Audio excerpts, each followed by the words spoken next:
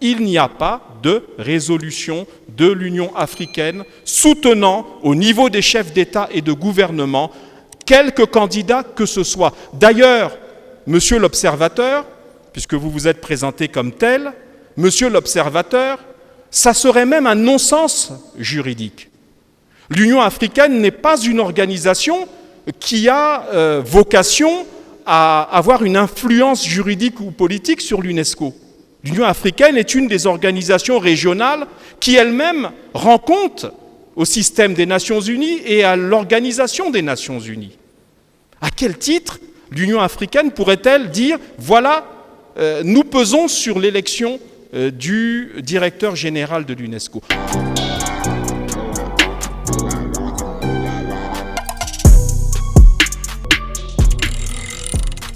Le Conseil exécutif de l'UNESCO, composé de 58 États sur les 194 pays membres de l'institution, examinera les profils des 2 candidats restés en lice, à savoir le candidat de l'Égypte, M. El Enani, et notre candidat, M. Matoko. C'est au terme de cette réunion du 6 octobre 2025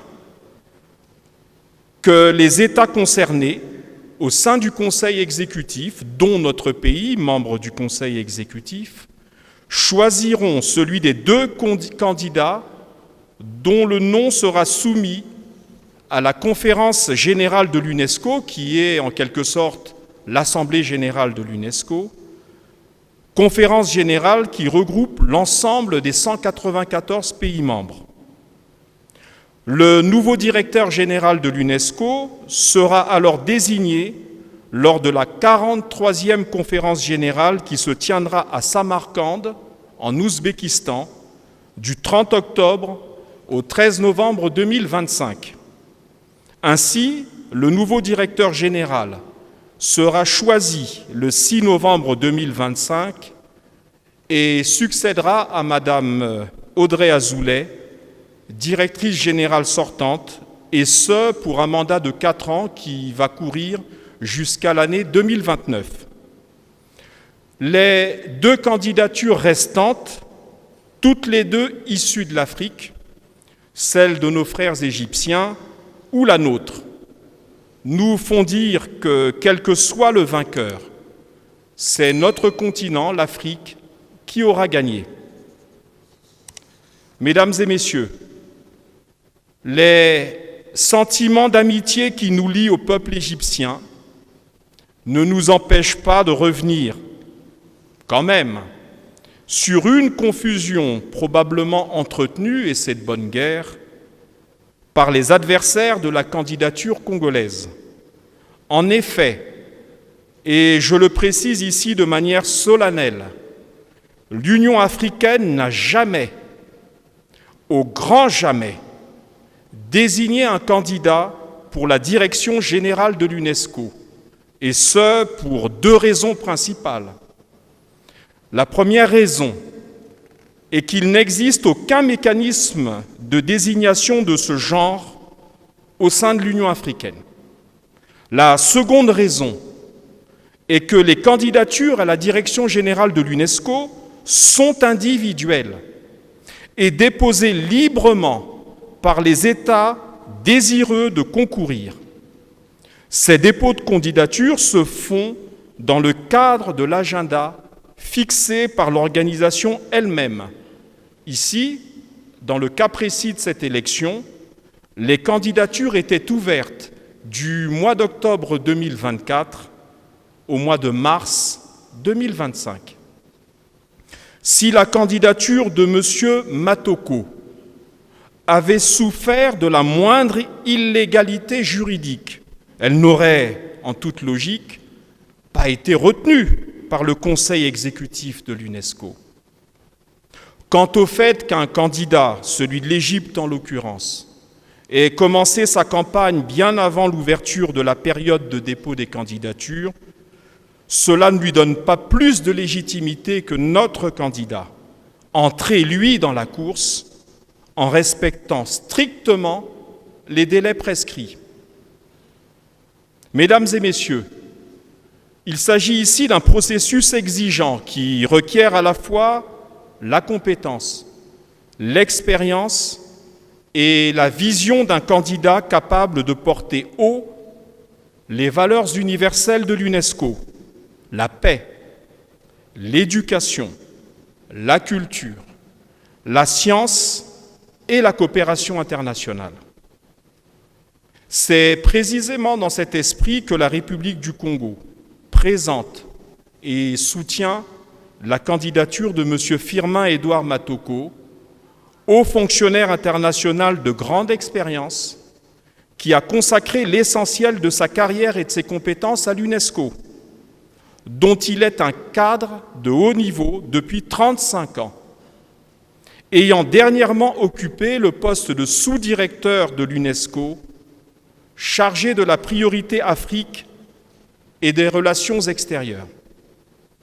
Mesdames et messieurs, il faut relever que pour le compte de l'UNESCO ou d'organisations affiliées à celle-ci, notre compatriote Matoko a occupé diverses fonctions à travers l'Afrique et le monde, de Dakar au Sénégal, à Bamako au Mali, avec juridiction sur le Burkina Faso et le Niger, mais également en Amérique latine, à Quito en Équateur, comme représentant de l'UNESCO, avec juridiction pour la Colombie, la Bolivie et le Venezuela, et puis de retour en Afrique quelques années plus tard, à Addis Abeba en Éthiopie, au bureau de liaison avec l'Union africaine et la Commission économique des Nations unies pour l'Afrique, CEA, tout en étant, M. Matoko, représentant de l'UNESCO auprès de l'Éthiopie.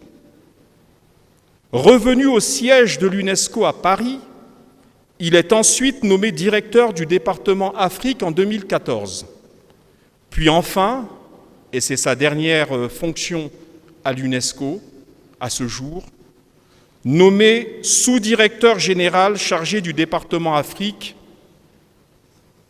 Ainsi, mesdames et messieurs, vous admettrez avec nous que Firmin Edouard Matoko est un fin connaisseur du fonctionnement de l'UNESCO, une maison où il a fait toute sa carrière. Firmin Edouard Matoko porte notamment les valeurs de la diplomatie culturelle, de la coopération multilatérale au service des peuples. Sa connaissance intime des mécanismes internes et du mode d'organisation de l'UNESCO, comme nous venons de le démontrer, sa capacité à rassembler, son engagement constant en faveur de l'Afrique et de la jeunesse font de lui un candidat de consensus, un candidat d'avenir. Cette riche carrière professionnelle mise au service de l'UNESCO, au service de l'Afrique et du monde, légitime et crédibilise largement la candidature de M. Matoko pour assumer la direction de l'organisation. Cette élection du directeur général de l'UNESCO se déroule dans un contexte international de fragmentation géopolitique, où la légitimité et l'efficacité des institutions multilatérales comme l'UNESCO sont parfois remises en cause. Mais l'expérience acquise, les qualités d'écoute et le pragmatisme de notre candidat permettront à l'UNESCO de maintenir son cap dans cette tempête et même, soyons optimistes, d'assurer la rénovation de l'institution.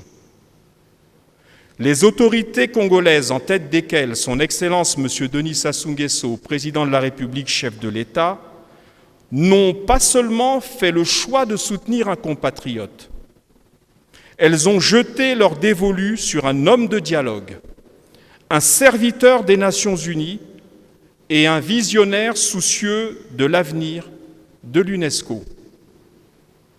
Nous avons la conviction que sa candidature s'inscrit dans le prolongement des idéaux de cette institution et qu'elle saura convaincre nos partenaires et amis au sein de la communauté internationale. En soutenant Firmin-Édouard Matoko, le Congo soutient un homme de conviction, mais aussi et surtout un projet pour l'avenir de l'UNESCO. Une organisation plus forte, plus proche des peuples et plus audacieuse dans ses missions. Mesdames et messieurs, la tournée entreprise à travers le monde par le candidat, accompagnée des plus hautes autorités congolaises, à savoir le Premier ministre chef du gouvernement et plusieurs ministres, a permis de constater la chaleur avec laquelle les autorités des pays visités ont accueilli notre démarche.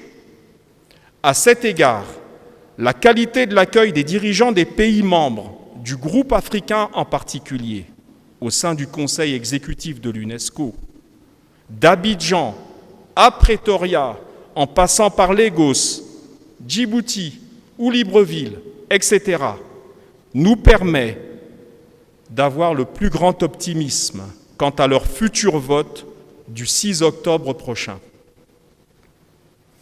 Mesdames et messieurs les journalistes, femmes et hommes de presse, notamment nos compatriotes congolais, le gouvernement vous invite donc à votre tour à accompagner dans vos médias respectifs cette candidature.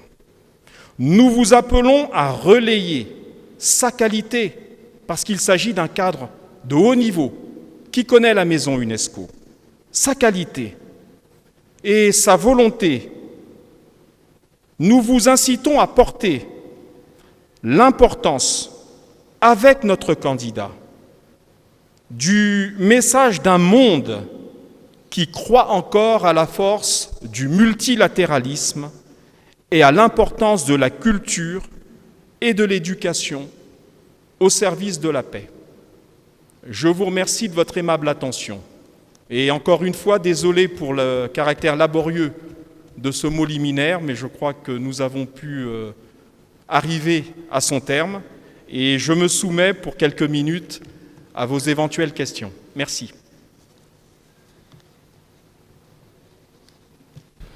Merci, Monsieur le ministre. Je suis Ernest Blanchard-Dimi et je pose ma question pour le compte du groupe de presse en ligne Brazanet.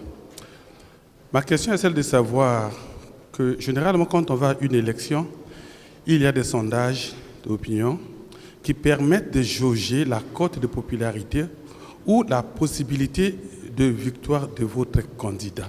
La possibilité de, j'entends mal. De la victoire, pour la victoire de votre candidat.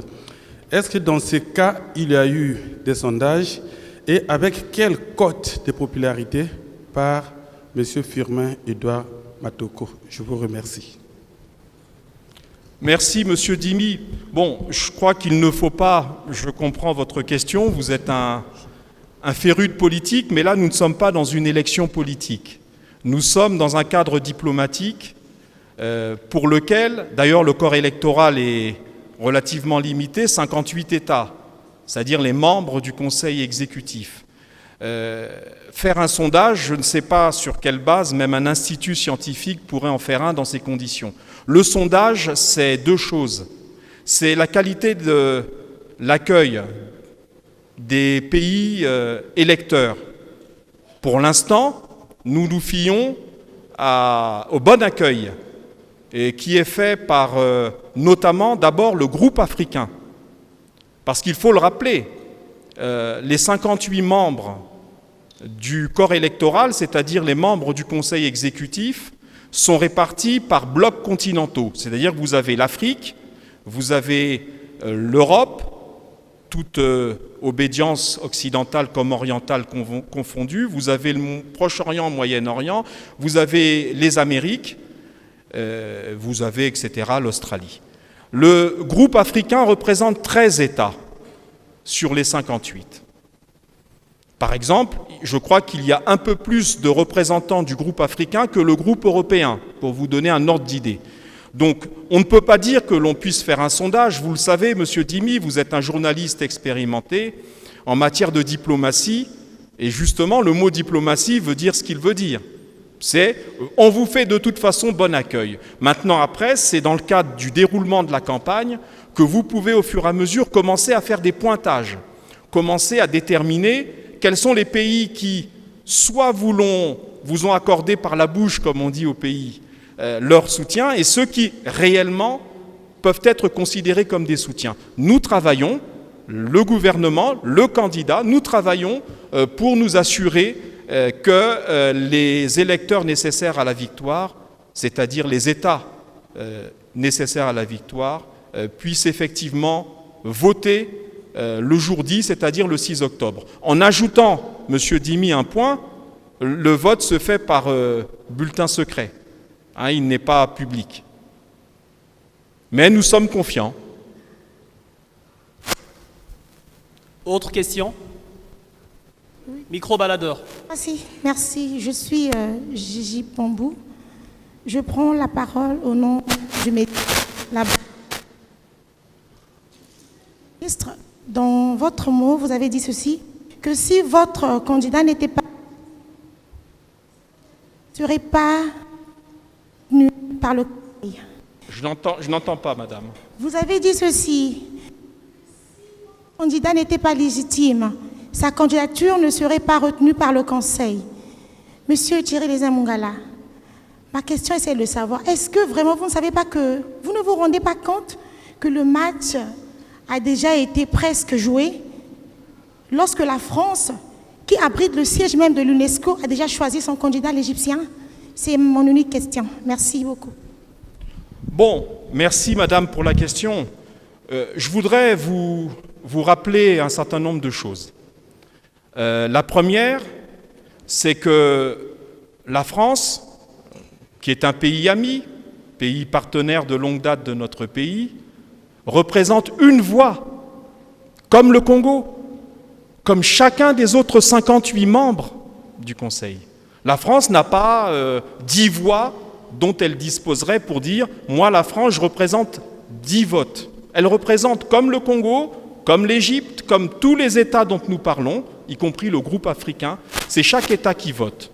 Si vous considérez, vous, qu'il suffit qu'un État, fût-il l'État qui abrite le siège de l'UNESCO, se prononce pour que le match soit plié, eh bien, à ce moment-là, nous devrions considérer qu'à chaque fois que ce pays, ce grand pays, dit quelque chose, nous devrions, nous, le Congo, qui représente le même poids électoral dans le Conseil exécutif que la France, que le Congo doive se plier. Je considère que votre propos est pour le moins pessimiste.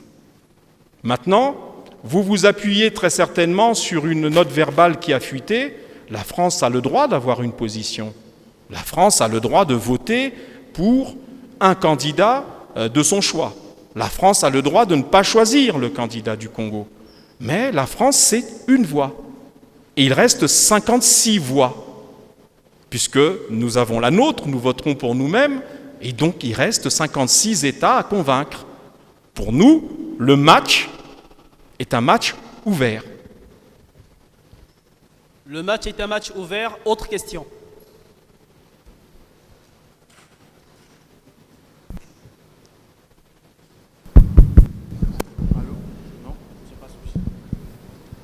Allô, c'est celui-ci. Merci beaucoup, monsieur le ministre, pour la parole. Je suis Christopher Ochokoum de Télé 50, basé à Kinshasa. Bienvenue. Alors, oui, merci beaucoup. Ma question est de savoir, tout à l'heure, en présentant le candidat Firmin Edouard Matoko, vous avez dit qu'il serait celui du prolongement des valeurs de l'UNESCO. J'aimerais avoir votre réaction, vous qui défendez le candidat, par rapport à la position du président des États-Unis. Les États-Unis, c'est quand même 10% de contribution à l'UNESCO et qui devrait se retirer d'ici l'année prochaine, en décembre, justement par rapport aux valeurs de l'UNESCO, notamment le wokisme ou encore quelques déviations culturelles. Est-ce qu'on devrait s'attendre à quelques réformes de la part du candidat Firmin Edouard Matoko une fois élu, ou bien il continuera vraiment sur les valeurs de l'UNESCO et donc se séparer des États-Unis, quand même grand contributeur de l'organisation?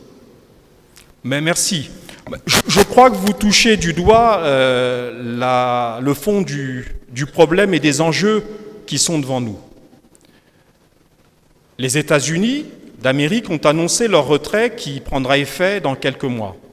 C'est-à-dire que techniquement, juridiquement, ils peuvent encore éventuellement participer au présent scrutin.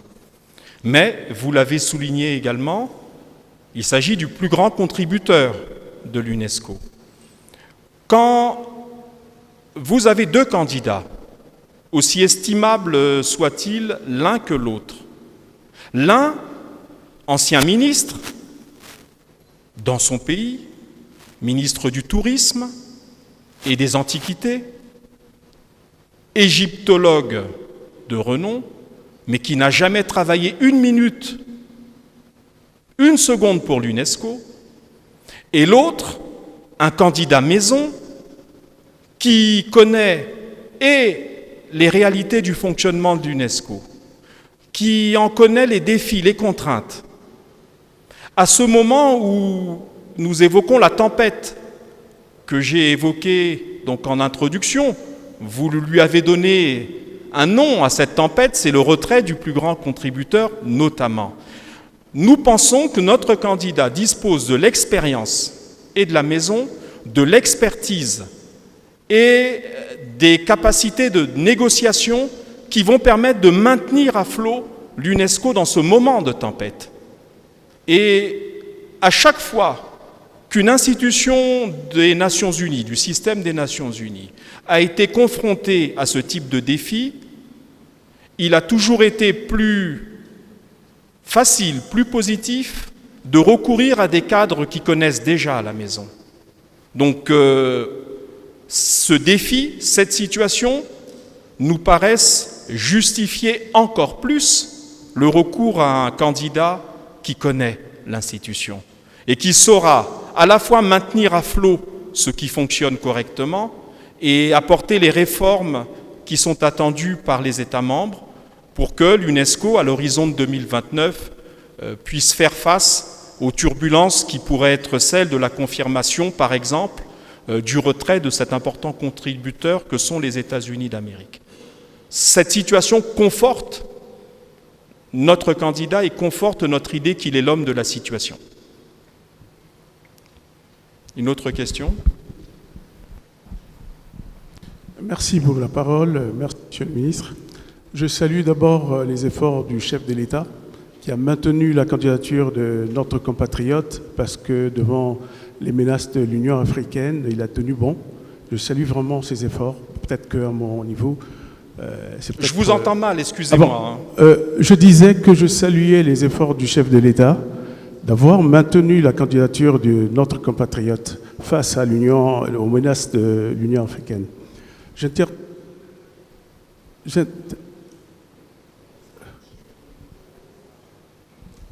passe pas ?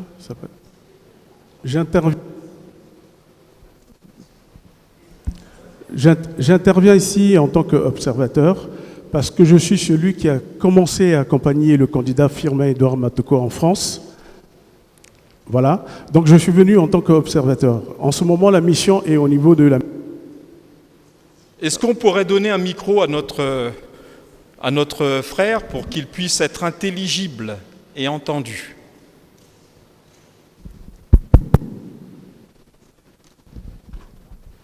Je crois que ça ira mieux cette fois-ci.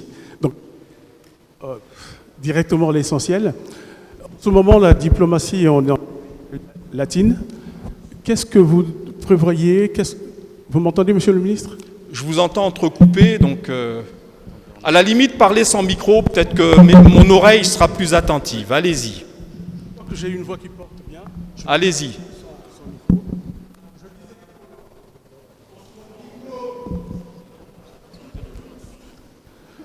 En ce moment, notre diplomatie est en Amérique latine, conduite par le ministre d'État Pierre Mabiala.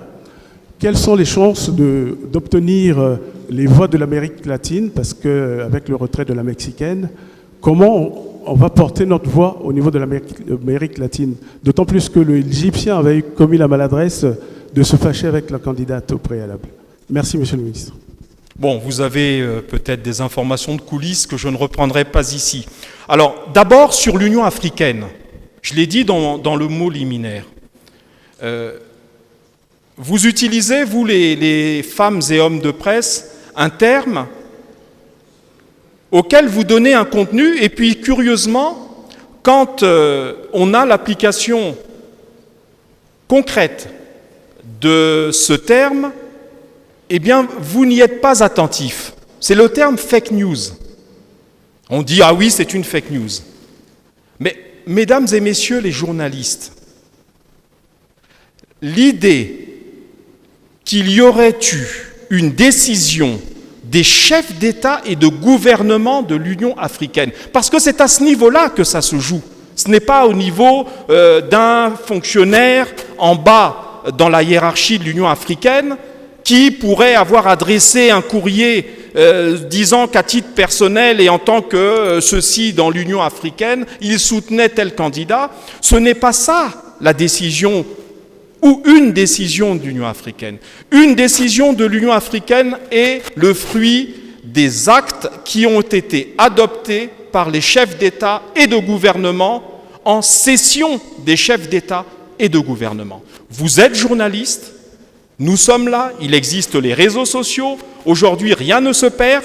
Trouvez-moi sur les 2 dernières années une résolution qui a été diffusée dans vos médias et dans les médias internationaux où l'Union africaine au niveau des chefs d'État, qui est le seul organe valable, le seul niveau politique valable pour considérer qu'il y a eu une décision de l'Union africaine à portée politique et une candidature auprès d'une institution du système des Nations Unies est une décision à portée politique, vous ne trouverez pas de résolution qui engage les chefs d'État et de gouvernement de l'Union africaine. Il s'agit d'une fake news. Il s'agit d'une fake news. Simplement, un candidat, parce qu'il est parti beaucoup plus tôt, 2 ans avant, un candidat a battu l'estrade, a rencontré quelques hauts fonctionnaires et a pu considérer, parce qu'il voyait le terme du délai pour le dépôt des candidatures arriver, il se disait, il n'y aura pas d'autres candidats que moi.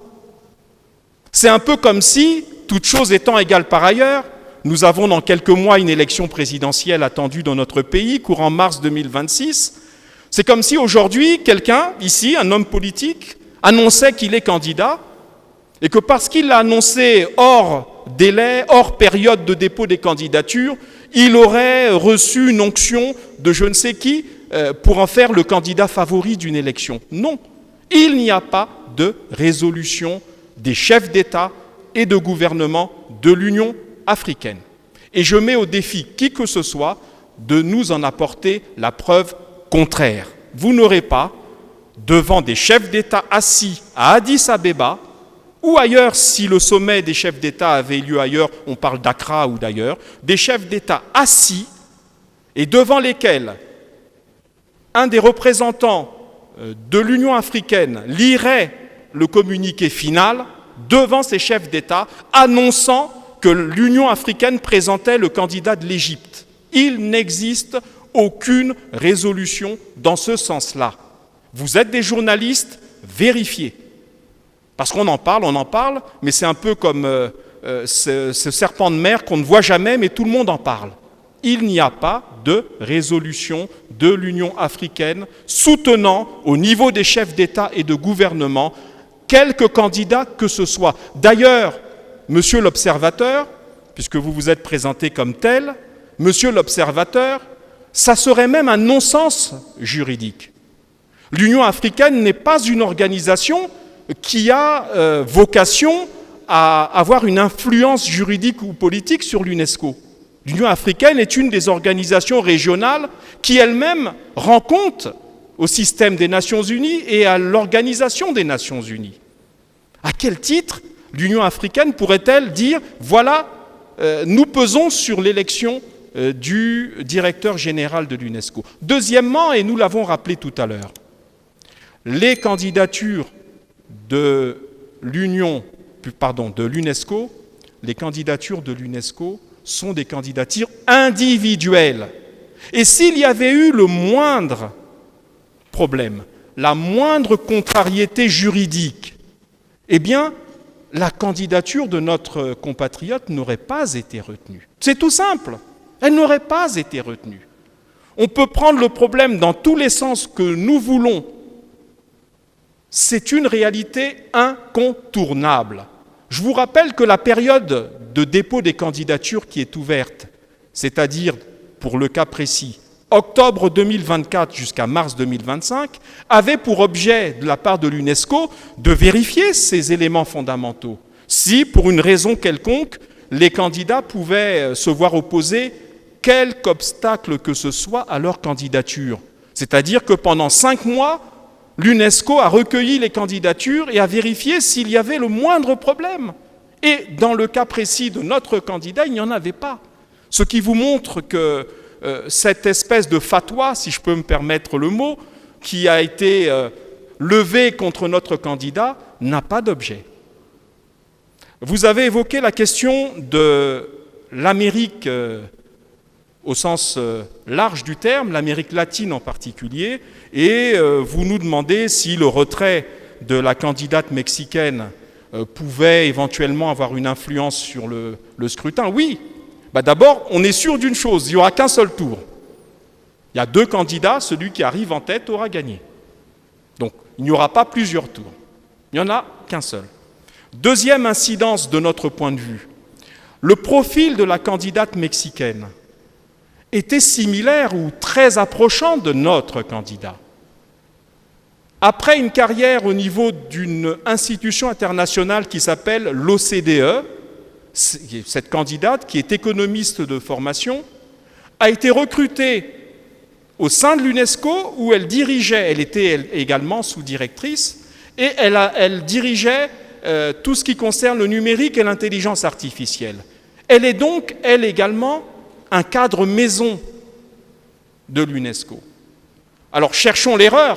Sur les 3 candidats qui se sont prononcés, il y avait ce que moi j'appelle un parachuté, très bien, qui a toute la légitimité intellectuelle universitaire pour diriger l'institution, mais qui, parmi les 3 candidats, était le seul qui ne connaissait pas la maison. Donc le retrait de la candidate mexicaine nous paraît, mais maintenant c'est à charge pour nous de continuer notre campagne, et c'est à charge pour les pays qui s'apprêtaient à voter pour elle, de comprendre que le candidat le plus proche de leurs préoccupations par rapport au profil, eh bien c'est le nôtre. Voilà ce que je peux vous dire à ce stade, et nous escomptons que les pays qui comptaient voter pour Madame la candidate mexicaine, je crois qu'elle s'appelle Ramos, me semble-t-il, qui comptaient voter pour Madame Ramos, eh bien se reportent naturellement sur le candidat le plus proche de celle-ci. Bonjour Monsieur le ministre, je suis Clavis Kiba, je parle pour le compte du média en ligne Journal Event. C'est vrai, cette conférence de presse traduit le soutien du gouvernement congolais au candidat Matoko, mais j'ai envie de dire que le soutien seul du gouvernement congolais ne suffit pas, il faudrait bien qu'il y ait d'autres pays. Je vous entends mal. Je dis ceci, cette conférence de presse traduit le soutien du gouvernement congolais au candidat Firmin Edouard Matoko. C'est très bien, mais j'ai envie de dire que ce soutien du gouvernement congolais ne suffit pas parce qu'il faudrait qu'il y ait d'autres pays qui accompagnent le candidat. Comparativement au candidat égyptien, il est soutenu par la Ligue arabe, par certains pays européens, par l'Union africaine, on cite beaucoup de pays. Par rapport à la campagne diplomatique que le Premier ministre a menée, quel est le retour ? Vous êtes terrible, hein, vous continuez à citer l'Union africaine et je viens de passer c'est ce qu'on lit dans la presse, monsieur le ministre. Ah, mais vous lisez dans la presse, eh bien, vous lisez une fake news. C'est ce que je vous dis. Vous savez, c'est pas parce que, comme disait Goebbels, qu'on répète tout le temps un mensonge qu'il devient une vérité. Voilà, donc ma question c'est de savoir, au niveau de la sous-région, ou encore nos voisins, ou encore de la CEMAC, est-ce qu'il y a des pays qui sont prononcés en faveur de notre candidat ? Première question. Deuxième question, c'est de savoir quel est le retour que vous avez de la campagne diplomatique qu'a menée le Premier ministre avec le candidat pour le présenter à 2 chefs d'État africains. Merci. Bon, je ne sais pas, je ne comprends pas très bien le concept que vous abordez, qui consiste à ce que les pays électeurs, les autres pays, c'est le corps électoral. Pourquoi voudriez-vous qu'ils aident le Congo à battre campagne ? Il y a un candidat, ce candidat se déploie, le gouvernement congolais le soutient et il mène sa campagne d'homme à homme en face du candidat égyptien. C'est comme si vous me disiez, quand je reviens toujours à nos élections à venir, que ce candidat paraît seul parce qu'aucun électeur ne bat campagne avec lui. Ben non, les électeurs ne battent pas campagne avec le candidat. Les électeurs observent, les électeurs entendent les arguments et le jour du vote, ils se prononcent. Quand vous dites que certains pays soutiennent le candidat égyptien, je pense que certains autres soutiennent le candidat du Congo. Mais, je vous le répète, ce qui est important, c'est que le jour du vote, qui est à bulletin secret, nous puissions savoir qui est qui et qui fait quoi. Pour l'instant, vous évoquez la Ligue arabe. Très bien. Je note d'ailleurs au passage que le candidat égyptien, quand il a annoncé il y a plus de 2 ans qu'il était candidat, s'est prononcé comme émanant, lui, candidat égyptien du groupe arabe, du groupe de la Ligue arabe. C'est en cours de route que certainement son directeur de campagne a dû lui dire « Mais attention, le groupe arabe, c'est tant de voix dans les 58. Si vous vous prononcez de manière trop ostensible, trop ostentatoire, comme étant le candidat du groupe arabe, vous risquez de perdre au passage, par exemple, les Africains. » Et à ce moment-là, on a des États, comme ça, à travers le monde, qui, dans leur diplomatie, quand ça les arrange, se disent du groupe arabe, et quand ça les arrange, se disent du groupe africain. Nous sommes du groupe africain. C'est vrai. Mais la campagne s'étend à tous les groupes, parce que pour gagner, il faut avoir... Bon, là, il n'y en a plus que 2. Quand il y en avait 3, il fallait avoir au moins 29 ou 30 voix. Donc, je ne sais pas quoi d'autre vous dire, si ce n'est que c'est le jour du vote que l'on compte les résultats. Entre-temps, vous pouvez avoir des gens qui vont vous dire « on vote pour vous » et qui, le jour du vote, font le contraire, et d'autres qui ne disent rien, mais au cours de la campagne sont convaincus par vos arguments. Donc, laissons les choses se faire. Comme disait un célèbre pape, « n'ayez pas peur ».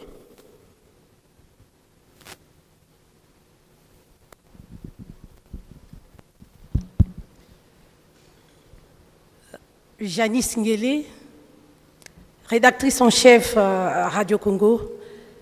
Bonjour et merci à Monsieur le ministre d'avoir mis à la disposition des médias toutes ces informations relatives à la campagne du candidat affirmé Edouard Matoko. Monsieur le ministre, en vous écoutant, vous avez sollicité la contribution des médias dans l'accompagnement de la campagne du candidat congolais. Le candidat pratiquement soutenu par certains pays. Et aujourd'hui, Monsieur le ministre, vous avez animé une conférence de presse pour présenter une fois de plus le candidat congolais. C'est l'actualité, la conférence de presse. Et ces informations vont faire la une de pratiquement tous les médias. Et peut-être 2-3 jours et ça va s'arrêter, Monsieur le ministre. J'ai une proposition, une suggestion, je n'ai pas de question. Je vous en prie. Pour pérenniser cette campagne jusqu'à la date de l'élection, le 6 novembre, je fais une proposition, une suggestion. Fabriquer et diffuser des spots et des gazettes qui vont passer, qui seront radio-télévisées, qui vont passer. Ce sera une façon pour les médias de contribuer, d'accompagner le gouvernement congolais dans cette campagne, Monsieur le ministre. Voilà ma proposition. Merci, Monsieur le ministre. C'est une contribution. Merci beaucoup. Merci. Merci. Une autre question ?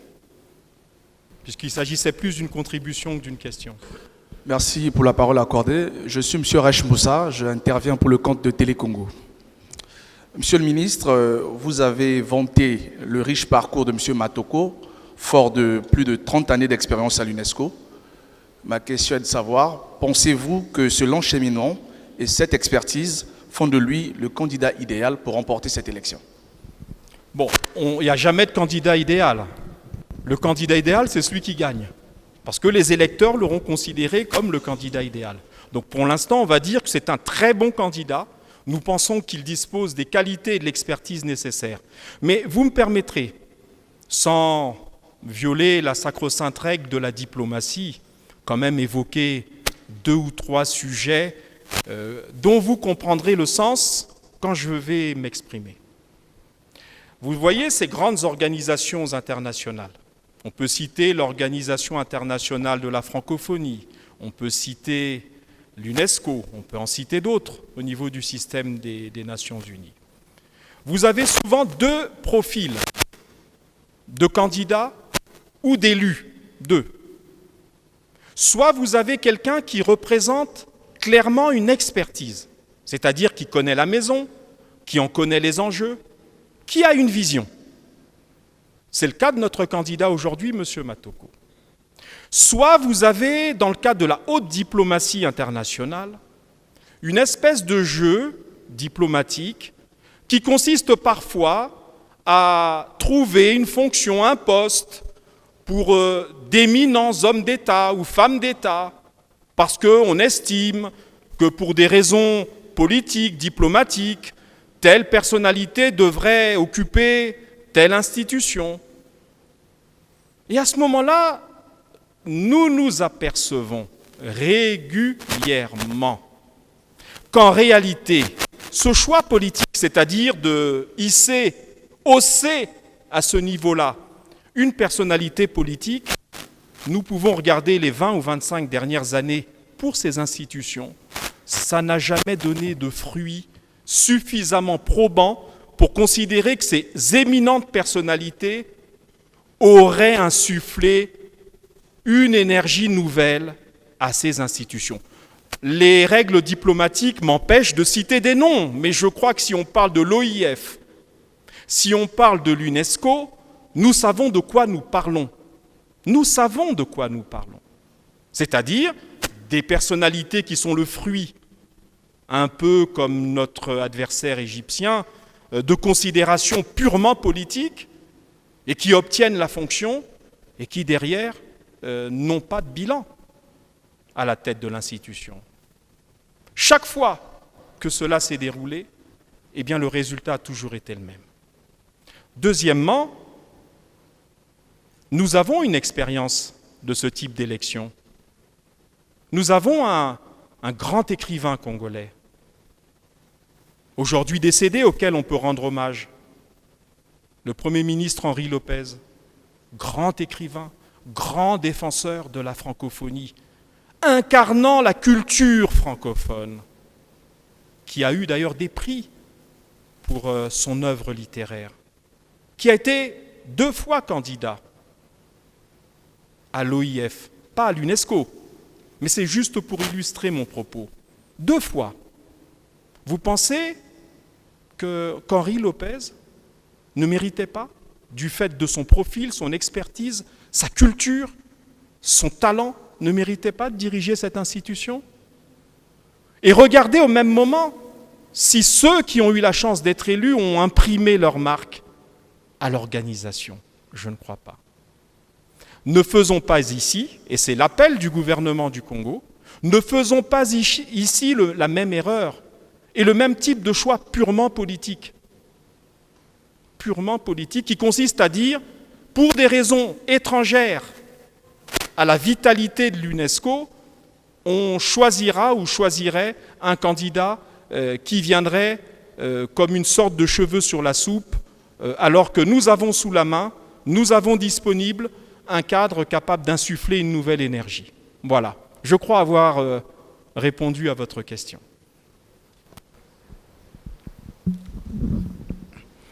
Bonjour Monsieur le Ministre, Jean-Marie Kassamba de Télé 50 et président de l'Union de la presse de Congo-Kinshasa. Nous avons fait le déplacement de Brazzaville parce que ces sujets concernent aussi l'Afrique. Le Congo a toujours eu l'ambition de diriger les organisations internationales. Vous venez de faire référence à l'écrivain Henri Lopez qui a tenté à 2 reprises de diriger l'OIF. Ça n'a pas été le cas. Aujourd'hui, vous voulez tenter avec Matoko. Quelles sont les stratégies que vous allez développer pour réunir les soutiens africains ou tout court de l'UNESCO pour que cette fois-ci le Congo gagne? Deuxièmement, le poids de la France dans le choix, notamment de ce directeur général de l'UNESCO, est prépondérant. Est-ce que vous avez eu des assurances du président français que cette fois-ci, ça ne sera pas le cas comme ça a été avec Chirac et Henri Lopez? Merci. Je vous en prie. Vous voulez poser une question? Non, j'ai cru. Je croyais que c'était dans la même veine. Bon, cher Jean-Marie Kassamba, vous avez éventré le boa, comme je dis souvent. Vous l'avez fait. Récemment, Monsieur le Premier ministre, chef du gouvernement, au cours d'une interview sur Radio France Internationale, a évoqué cette question, c'est-à-dire, disons, la position diplomatique de la France concernant cette élection. Et les autres, passées, celle où notre très bon candidat aurait obtenu la consécration en étant Henri Lopez, paix à son âme, élu à la tête de l'Organisation internationale de la francophonie. Cela ne s'est pas fait. Dans les deux cas concernant Henri Lopez, malheureusement, il faut le noter, c'est un constat, c'est souvent les autorités françaises qui ont pesé justement dans l'autre sens. Ici, c'est la troisième fois, et c'est ce que le Premier ministre a relevé dans son interview. Il a même parlé de blessures mémorielles. On a non seulement un candidat qui est excellent, mais on a vu fuiter une note verbale, vous le savez, où semble-t-il, parce qu'à l'époque on pensait que les trois candidats, y compris la mexicaine, allaient cheminer ensemble. Cette note verbale, document confidentiel en principe, c'est ça une note verbale, c'est deux États qui correspondent par la voie diplomatique, c'est pas destiné à être mis dans le public et à être mis sur les réseaux sociaux, où il disait qu'à tous les tours de scrutin, il soutiendrait le candidat égyptien. Et le Premier ministre l'a dit sur Radio France Internationale, nous avons trouvé particulièrement exceptionnel, pour ne pas dire pire, qu'un État dise, quelle que soit la façon dont le scrutin va se passer, on ne votera pas pour quelqu'un d'autre que celui-là. Donc on suppose que s'il y avait eu plus de candidats, et si le candidat égyptien avait été éliminé, il n'aurait plus voté alors ce pays-là, la France. Puisqu'il dit, on votera pour vous, quelle que soit la situation. Donc, le Premier ministre a relevé cette blessure mémorielle en rappelant quand même que le Congo est un pays ami, même si la France est libre de ses engagements diplomatiques, bien entendu, on ne revient pas là-dessus. Simplement, cette blessure mémorielle, c'est de dire qu'à chaque fois que nous avons eu besoin de ce pays, pour Henri Lopez et aujourd'hui pour Firmin-Édouard Matoko, nous n'avons pas obtenu l'appui nécessaire. Le peuple congolais, les autorités congolaises du moment, comme celles qui viendront dans quelques années, sauront se souvenir qu'au moment où nous avions besoin de cet appui chaleureux, relevant de nos liens historiques, parce que nous pensons que nos liens historiques avec la France sont autrement peut-être plus solides et plus lointains que la France et l'Égypte. C'est un constat, c'est juste un constat. Eh bien, tous ces éléments mis bout à bout font que ça ne peut que laisser des traces. Parce que, comme dit l'adage, chacun étant le carrefour de l'autre, nous aujourd'hui nous demandons un appui des États concernés. Demain, pourquoi pas, la France pourrait demander pour une situation diplomatique vitale le vote du Congo. Et à ce moment-là, nous l'examinerions probablement en tenant compte de ces blessures mémorielles aussi. Je marche sur des œufs, mais j'essaie de vous faire comprendre les propos du Premier ministre chef du gouvernement qui consistaient à considérer qu'un État, la France, est libre de ses engagements diplomatiques. Simplement, nous faisons le constat que les 3 fois où nous avons eu besoin de ce pays pour ces postes en rapport avec la culture, OIF, UNESCO, nous n'avons pas obtenu le dit soutien. C'est un constat, voilà.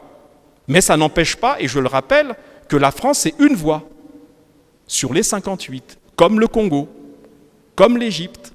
Donc le match, il se joue sur le terrain. Allons-y. Si on commence un match en se disant « Ouh là là, il y a une des équipes qui doit voter ou quelqu'un qui doit voter dans le jury qui dit qu'il n'est pas avec nous, c'est pas la peine de faire le match », ça serait du défaitisme. Nous allons nous battre. il y a 58 États à convaincre, et nous tentons de convaincre la majorité de ces États-là. Après, comme dit le président de la République, forcément, il y aura un vainqueur et un vaincu. Que ce soit l'Égypte qui gagne, ou le Congo, et là je répète les propos du président, je me permets de le faire, la fête se déroulera à la maison, c'est-à-dire en Afrique.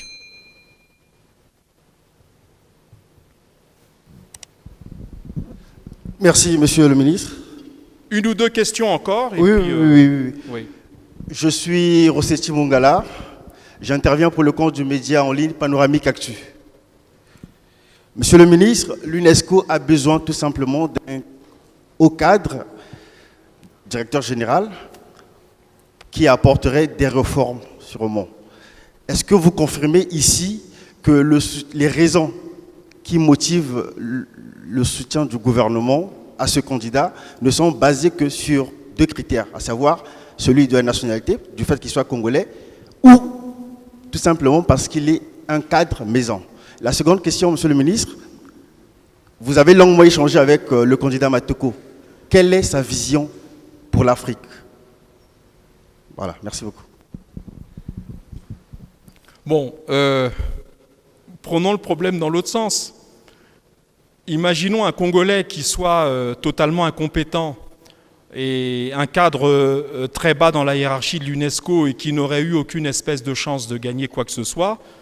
Il n'aurait probablement pas obtenu le soutien du gouvernement ni du président de la République. Nous avons la chance d'avoir un compatriote de haut niveau qui a fait toute sa carrière dans la maison et qui a de réelles chances de gagner. Voilà la motivation qui a conduit les plus hautes autorités de notre pays à soutenir sa candidature. Au passage, puisque j'ai demandé, le gouvernement, par ma voix, a demandé à la presse nationale de faire preuve à la fois d'esprit patriotique, de faire preuve d'énergie pour la défense de cette candidature. Au passage, je vous rappelle quand même, parce que ne prenons pas les choses à la légère, comme s'il s'agissait d'une institution quelconque.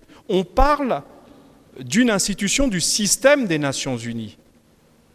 C'est-à-dire que le directeur général de l'UNESCO, ou directrice générale comme actuellement, parle, comme on dit, à tu et à toi avec le secrétaire général des Nations Unies.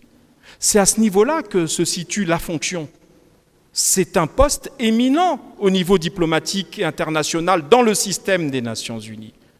Le directeur général de l'UNESCO est parfois accueilli au niveau où on n'accueillerait pas des ministres. Il est au-dessus. Il est en dessous des chefs d'État, mais au-dessus des ministres. Ce n'est pas n'importe quelle fonction. Citez-moi un Congolais de Brazzaville, comme on dit, qui depuis 65 ans que nous sommes indépendants, a été élu à une fonction de ce niveau-là. Il n'y en a pas. Si notre compatriote remporte le scrutin, il sera le cadre, le haut fonctionnaire, l'agent international congolais le plus haut placé dans le système des Nations Unies depuis l'indépendance de notre pays. Vous pensez, en tout cas nous, le gouvernement, nous sommes convaincus, que cette opportunité ne doit pas être négligée.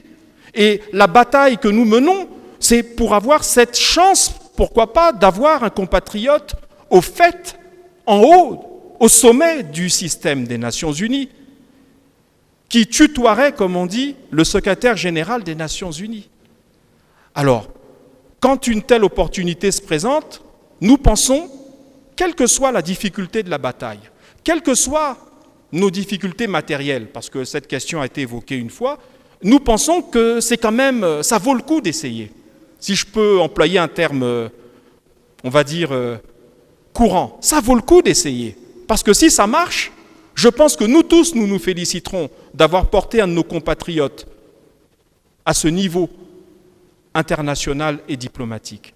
Maintenant, vous parlez de la vision du candidat, il l'avait exprimé lui-même, mais je peux en reprendre quelques grands traits. D'abord, le multilatéralisme. Qu'entend-on par le multilatéralisme? C'est de dire que les organisations internationales doivent s'appuyer sur une coopération de tous les instants avec tous les États membres, avec tous les groupements régionaux et continentaux, sans discrimination aucune et sans a priori ni diplomatique ni politique.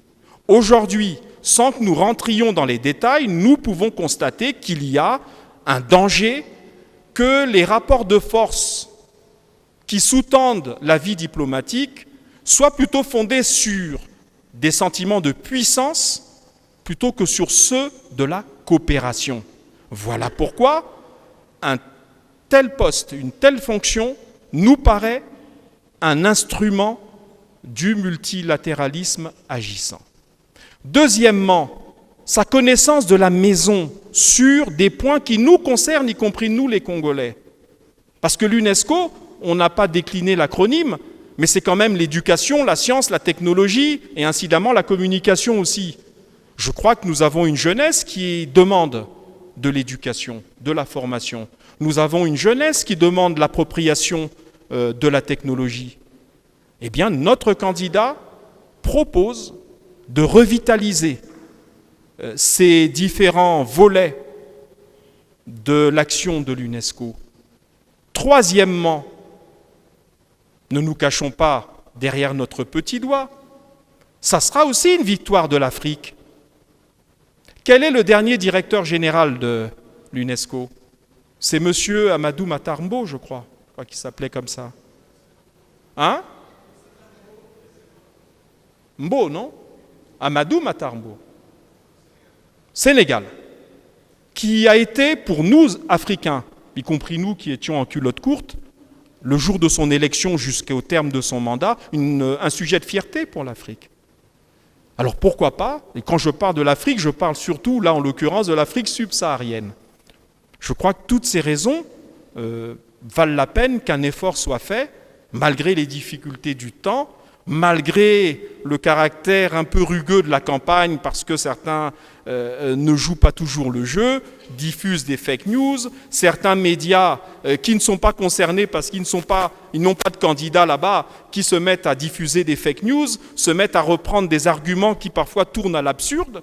Tout cela étant dit, notre candidat, malgré cette tempête, malgré cette bourrasque, malgré ce vent, tient debout et à ses côtés le gouvernement pour que nous puissions gagner. Maintenant, si nous perdons, je l'ai dit tout à l'heure, on sera fair-play. Mais nous espérons, s'il y avait défaite, que cette défaite soit faite au bout d'un beau combat, qui soit un combat loyal et pas un combat fondé sur le mensonge, mensonges parmi lesquels la fameuse fumeuse même, je dis même fumeuse, mystérieuse, voire plus résolution des chefs d'État de l'Union africaine qui auraient approuvé la candidature égyptienne. Une dernière question.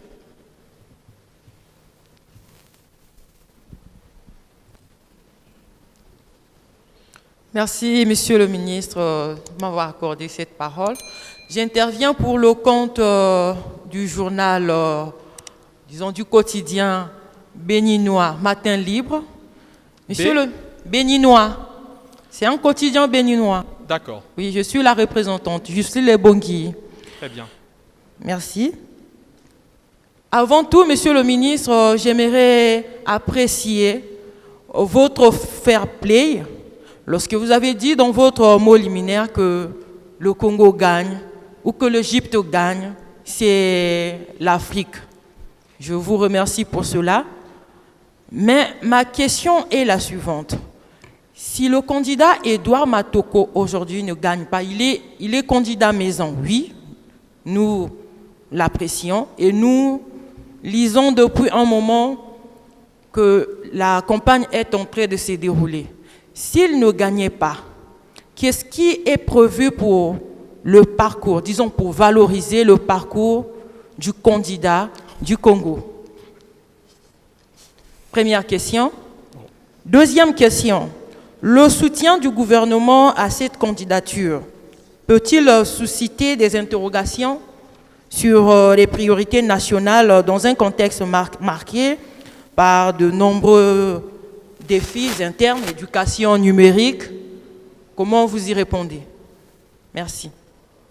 Merci pour vos questions. Bon, la première question, vous me permettrez simplement de vous dire ceci. si le candidat perd, d'abord, c'est un haut fonctionnaire international qui dispose très certainement d'une pension de retraite ou en tout cas d'éléments qui lui permettent, puisqu'il a accumulé à l'international suffisamment certainement de cotisations pour la retraite, et il a, quoi qu'il arrive, il n'est pas à la rue, quoi, pour résumer. 2, vous me demandez quelle compensation ou quel type de poste. Nous laissons, en cas de défaite, cette question à la discrétion des plus hautes autorités du pays. Vous comprendrez bien que je ne peux pas répondre à une telle question. 3, je peux quand même vous préciser que M. Matoko, je crois, a quand même déjà un statut d'ambassadeur itinérant, je crois, ou en tout cas qui lui permettent aujourd'hui d'avoir une situation diplomatique. C'est un candidat qui, même battu, restera valeureux et qui rencontrera très probablement la reconnaissance des plus hautes autorités de l'État. Sur votre seconde question, vous savez, madame, c'est une question qu'on retrouve un peu partout dans le monde, parce que le monde est un monde en crise. La crise est multiforme, elle est différente d'un pays à l'autre, mais au fond, c'est la même crise. C'est une crise sociale, financière, économique. Aux yeux des opinions publiques concernées, que ce soit en France, que ce soit au Congo, que ce soit en Égypte, j'imagine, ce n'est jamais le moment de prendre des initiatives diplomatiques de ce genre. C'est jamais le moment. Ça crée toujours des polémiques. Vous lisez la presse, vous êtes journaliste, vous lisez cela. C'est jamais le moment. Les gouvernements se heurtent à travers le monde au même problème. C'est-à-dire que les opinions voudraient qu'on ne fasse rien, quelque part, parce qu'il y a ces difficultés. Non, on essaye, madame, de tenir compte à la fois de la gestion de nos difficultés. Nous les gérons tous les jours. Nous qui sommes au front de ces difficultés en tant que membres du gouvernement, nous savons quelles sont les difficultés auxquelles nous faisons face au quotidien. Nous essayons de faire face, que ce soit la solde des fonctionnaires, qui, je crois, cas 1, cas est régulière, que ce soit les autres charges à caractère ou vocation sociale, nous faisons face. Je vais vous révéler un mot d'ordre que le président de la République et le Premier ministre ont répercuté aux différents animateurs de la campagne de M. Matoko, c'est-à-dire les membres du gouvernement, c'est de faire preuve de sobriété. Et nous faisons preuve de sobriété. Maintenant, on ne va pas se couvrir de cendres et attendre que la situation économique s'arrange pour faire face à des opportunités comme celles qui se présentent à nous avec l'UNESCO. Voilà, c'est l'État. La gestion de l'État, madame, c'est un peu comme vous quand vous gérez votre ménage. Vous avez une certaine somme, 100 francs, vous savez que là-dedans, vous devez payer les charges courantes, ce qui est essentiel, manger, se loger, se déplacer. Et puis à côté, de temps en temps, vous vous dites, je mets un peu de côté pour ma petite séance de cinéma ou ma petite sortie au restaurant. Ben, un État fonctionne de la même manière, c'est-à-dire qu'il gère ses charges et quand il le peut, il fait face à un certain nombre de charges qui doivent ne pas être trop lourdes parce que justement, elles nous mettraient en difficulté. La sobriété, je le répète, c'est la sobriété. Et quand j'ai dit cela, j'ai tout dit. On bat campagne, mais à bas bruit et surtout de manière sobre. Je crois qu'on a terminé. Nous disons merci au ministre pour ces mots et applaudissements pour lui, s'il vous plaît. Ah, les applaudissements sont un peu plus nourris qu'au début. Merci.